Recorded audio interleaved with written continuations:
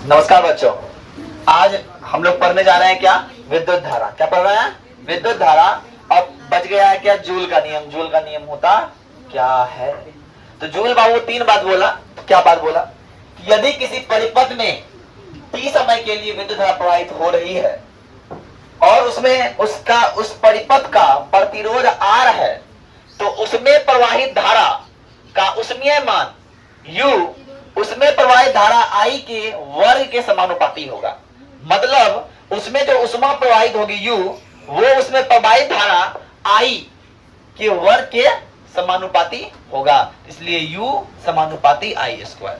बात के लिए दूसरा बात, निश्चित किसी निश्चित प्रबलता एवं विद्युत धारा I के लिए निश्चित समय में उत्पन्न उष्मा का परिणाम U उसमें उस चालक के प्रतिरोध के समानुपाती होगा। चालक के प्रतिरोध के समानुपाती। अब बोल रहा है उसके समय के प्रमाणुपाती होगा।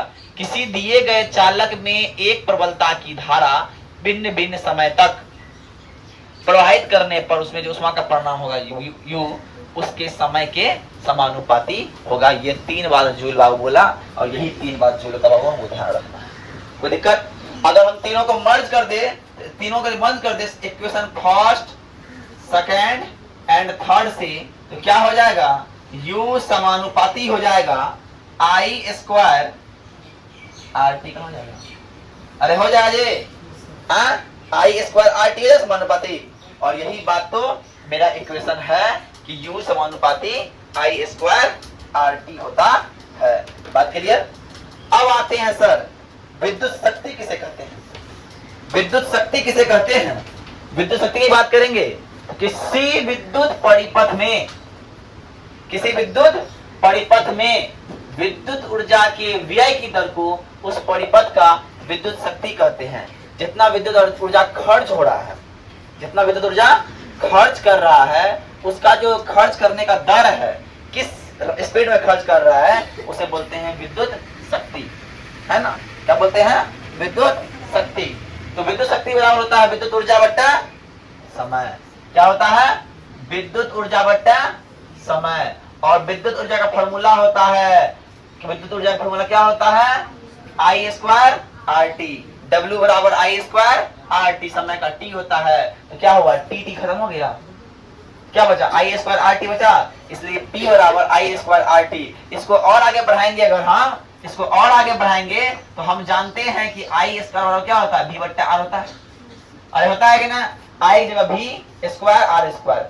R स्क्वायर में R खत्म हो गया, क्या बचा? R बचा। तो V स्क्वायर बट्टा R, P बराबर V स्क्वायर बट्टा R। और जानते हैं सर, विद्युत शक्ति का मात्रक क्या होता है? मात्रक होता है वाट। क्या होता है? वाट।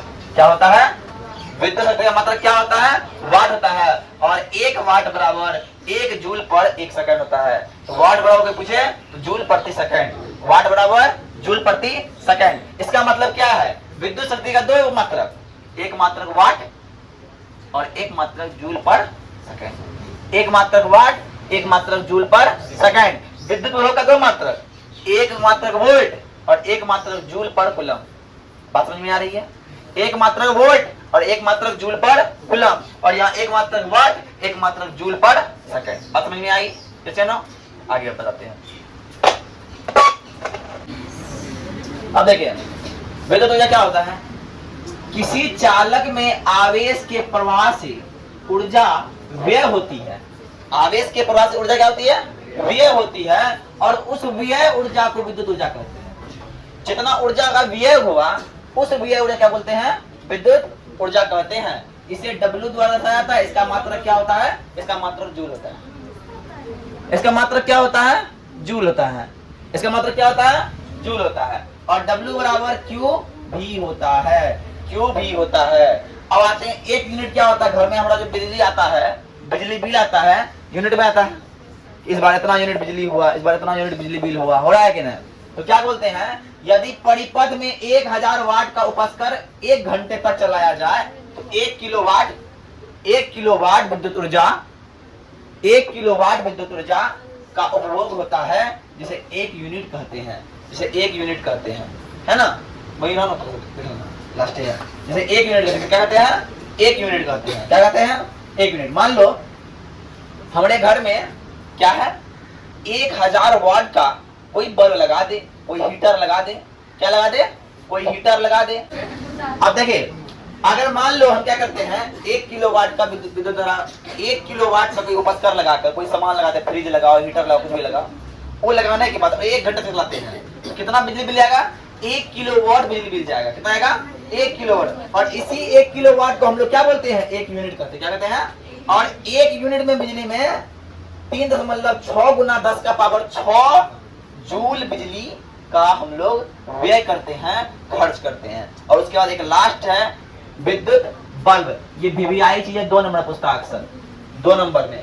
तो विद्युत बल्ब में क्या होता है, एक शीशा कांच का होता है, यहाँ पे टंगस्टन लगा हुआ है, ये वायर से जुड़ा हुआ है, इसको स्पर्श बटन कहते हैं। और इसके अंदर क्या है, इसके अंदर निष्क्रिय गैस भरा हुआ है। क्या है, निष्क्रिय गैस भरा हुआ है। क्या भरा हुआ है, निष्क्रिय गैस। और निष्क्रिय गैस क्यों भरते हैं, इसलिए भरते हैं कि जब बल्ब जलता है और वो ऑक्सीजन संपर्क में आ जाएगा तो वो भंगुर बन के बॉल फ्यूज हो जाएगा, और इसको बचाने के लिए उसमें निष्क्रिय गैस भरा जाता है। विद्युत बल्ब एक कांच जिसमें है ना, विद्युत बल्ब क्या है, एक कांच है।